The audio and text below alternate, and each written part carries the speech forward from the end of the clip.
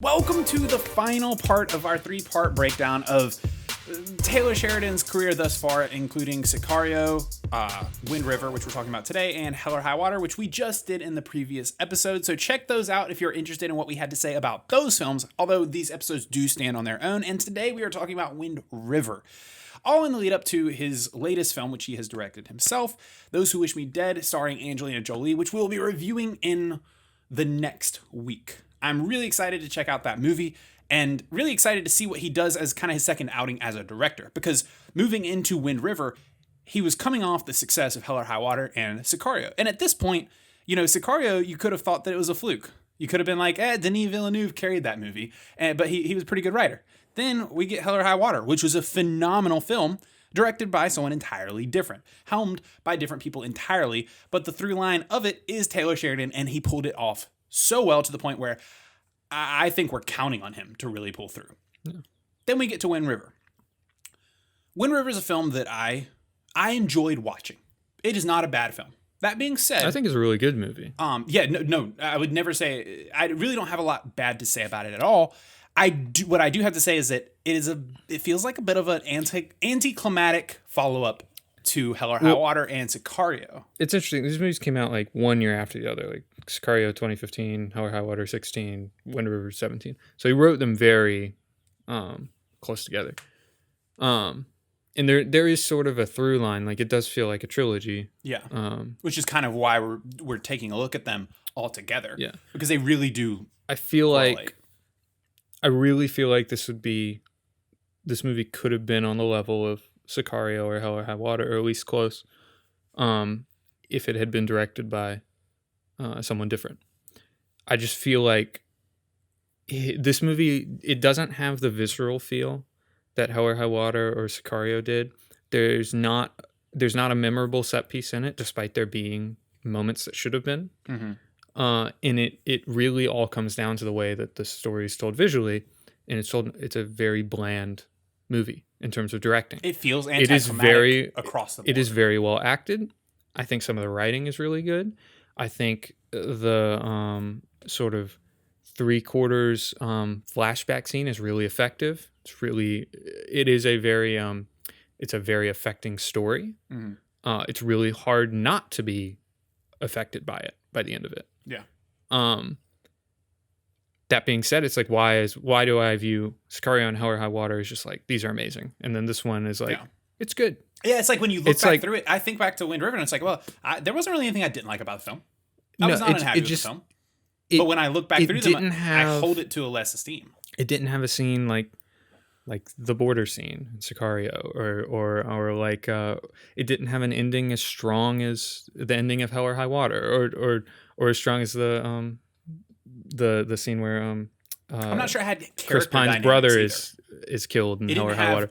The cast of character dynamics, even though none of the films that he's been a part of had like massive casts, and the cast of Wind River is great. Yeah, but it does feel like you're watching Renner and Olsen kind of carry the film, and it doesn't often feel like there's a lot extra from anyone else.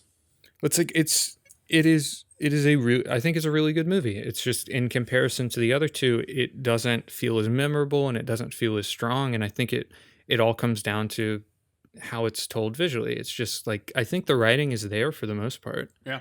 I think the story's strong. I think it really could have, I think the script is probably close to as good as the scripts, like just of the other two, just by the pages. I think that they're almost as good.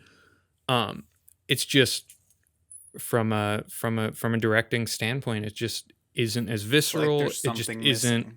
It's good. It's totally serviceable. Yeah, like he's not a bad director. Leagues above a lot of the totally things that get dumped solid onto director. Our it's just like platforms. When you take, when you take one element and like I feel like Sicario would be more on the level of Wind River if Denis Villeneuve hadn't directed it. Yeah. Same with Hell or High Water. If David Mackenzie hadn't been the person to helm that movie, then it would be a totally different movie. Because while the scripts can be good, you can make a bad movie out of a good script. Like it's just, it does come down to the shot to shot, moment to moment. If the shot to shot, moment to moment isn't gripping you and it isn't visceral, And there's something to be said too for having different eyes, different artistic eyes, directing versus writing, you know? Yeah. I mean, and there are plenty of directors who write the films and do phenomenal jobs. It's not that you can't. It's just that I think there's something to be said for having like visionary directors direct visionary scripts that they did not write, having these two visionaries versus one. I mean, at the end of the day, Sheridan is writing and directing his own film, and I'm very happy for him that he gets to do that. It's probably a bigger payday. It's probably what he wants to do. So I don't want to be like, man, Sheridan shouldn't direct films, but it does make me wonder what to expect from his latest film, Those Who Wish Me Dead, because on one hand, I'm optimistic. I'm like, I enjoyed Wind River. I expect to enjoy Those Who Wish Me Dead, but there's a part of me that's like, I hope that it's better than Wind River. I mean, obviously, you'd hope that a director would improve, but he's back to directing, which implies that he doesn't want to just sit around writing. It implies that he is heading for a stronger directing career, and I just have to wonder how that pans out. Do you think, does he elevate? Does he, as a director, end up elevating and learning from the lack of set pieces, the lack of the creative and visual storytelling ability from Wind River? Does that improve in Those Who Wish Me Dead? Do we see him step into that role and become a visionary director? Because right now I feel like he is a visionary writer. I did not feel like we saw a visionary director I think we saw a similar thing to like Aaron Sorkin directing Molly's Game. Yeah, it was like it really reminds me. I think Molly's Game. I think the script for Molly's Game is really great, and I think if it had been directed by someone like David Fincher, like with The Social Network, it could have been on that level. But Aaron Sorkin's directing and Taylor Sheridan's directing is very similar, where it is very, I hate to say TV like, because I feel like that's too much of like a. It's not like that, but it is more of like a. I have a camera. What do I do with it? Just frame the actors. Make sure they're good to go. Yeah. If they're talking, we're gonna shoot reverse shot. Like it's just. There isn't the creativity there, and also they're just it's hard to explain without like breaking down scenes like shot by shot. But it's like you feel a sort of, especially in Sicario, you feel sort of like there's a kinetic feel to some of the scenes, like just the rhythm of the editing and the way the score complements it. Especially the opening scene, you get this like pulsating score and this like you just feel tense and you don't know why in that opening scene. And that's effective because just through the set design and the directing, something's about to go down and you don't know what it is. That's effective visual storytelling. I don't remember anything like that in Wind River. I remember it being, the shots were fine. I remember the acting. I remember the story. I don't really remember what it looked like. I remember snow. Yeah. I don't remember. There's not a scene that's just stands out. There isn't something that is just hugely memorable. In the same way that things were memorable from the other two movies. I mean, that being said, like it's a really good movie, and if it wasn't kind of a part of a trilogy of two far better movies, I wouldn't. You'd probably be more impressed. Yeah. It's still a good movie. Yeah. It's just it definitely reminds me of the whole Aaron Sorkin thing, because we've seen that throughout Aaron Sorkin's films, because he has such a distinct style of writing. So much so that you can literally tell that he wrote a movie without knowing. Yeah.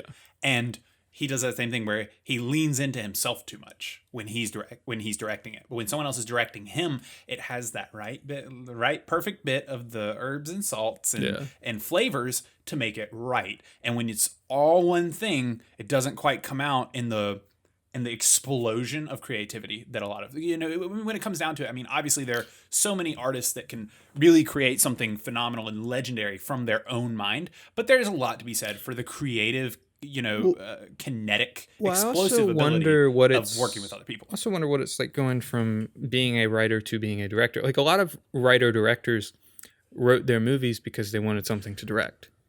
Like they thought about it very visually and they had like a very clear movie in their head when they were writing it.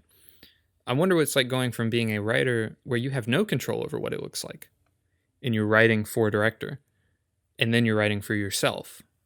Like I wonder, sometimes I feel like when writers go from being writers to being directors, it feels like they don't quite have the creativity of what to do with the camera.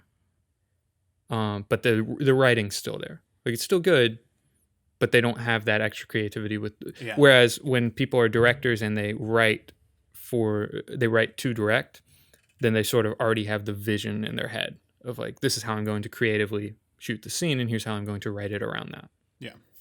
Like Paul Thomas Anderson's most amazing director working today. He wrote all his movies. His movies are just phenomenal visually.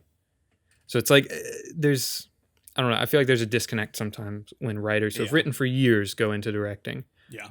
An understandable one where it's like, I mean, and you have to remember these are crafts. I mean, when it comes to directing's such a kind of cutthroat thing too, because it's like, you don't exactly get to like practice directing. Yeah.